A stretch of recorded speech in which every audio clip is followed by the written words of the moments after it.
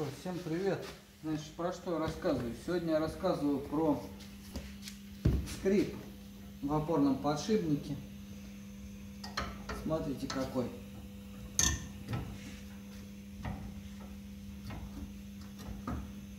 Ну, сейчас он уже не слышен. Вот. Слышите? Вот такой неприятный звук. А все почему? Потому что криворукие мастера до этого. Сейчас там стоит новый подшипник. Мы патроновский поставили. Клиент привез.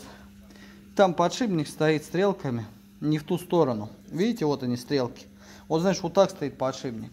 Ну, для тупоголовых объясняю, что стрелка должна вперед, назад по ходу движения машины. Вот этим вот указателем должна смотреть на себя.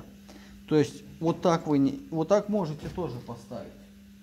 Но если вы посмотрите, то стрелки сместятся, видите?